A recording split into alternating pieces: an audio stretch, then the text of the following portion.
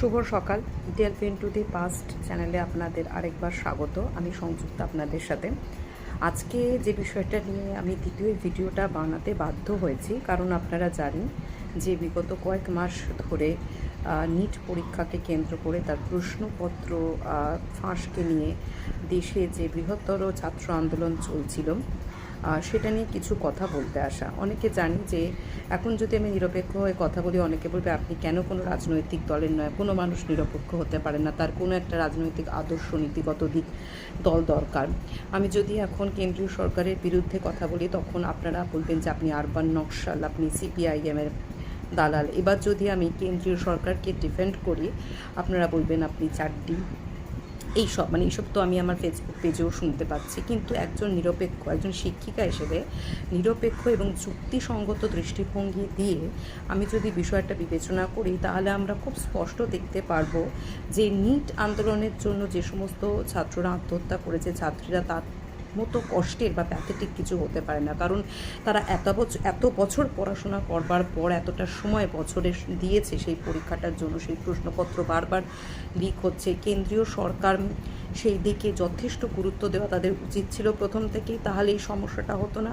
কিন্তু তারা দেননি, তাই জন্য ছাত্ররা রাস্তায় নামতে বাধ্য হয়েছিল। কিন্তু এই আন্দোলনটাকে পুরোপুরি হাইজ্যাক করে সিজেপি পার্টি, যারা অনেকে মনে করছেন যে ডিপ স্টেট তত্ত্ব কি ঠিক নয়, বাংলাদেশ নেপালের মতো ঠিক নয়, কিন্তু একটু মাইনিউটলি আপনি যদি লক্ষ্য করবেন যে সব কিছুই একে অপরের সাথে যুক্ত। সিজেপির কোনো দিনই উদ্দেশ্য ছিল না যে নিটের জন্য কিছু করা। তাদের উদ্দেশ্য ছিল, যেহেতু আপনারা সবাই জানেন যে অভিজিৎ দীপকে মনে হয় যে ভদ্রলোক সিজেপির যে প্রধান, তিনি তো নিজেই আপের সঙ্গে তার সংযোগ স্বীকার করেছে এবং তিনি বাইরে থেকে এই সমস্ত ভিডিওগুলো করেছেন, ইভেন থ্রু ব্রাটিও।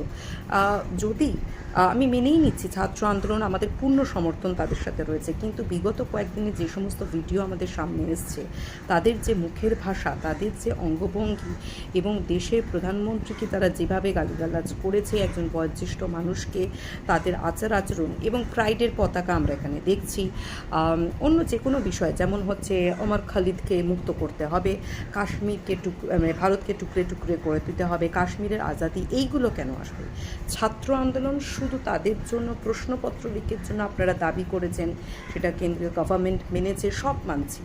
আপনারা রিজার্ভেশন তোলার জন্য দাবি করুন, আপনারা প্রাইমারি শিক্ষাকে শক্তিশালী করার জন্য দাবি তুলুন, রিক্রুটমেন্টের জন্য দাবি তুলুন, এই সমস্ত জিনিসগুলো করবেন কেন? আরেকটা বিশেষ দল তো বিশেষভাবে মেতে উঠেছে, তারা ভাবছে হাইজ্যাক করে তারা পশ্চিমবঙ্গে 0 থেকে 1 গেছিলো, তারপর আরও ভালো সিট পাবে, কিন্তু সেটা পসিবলি এখন হবে না।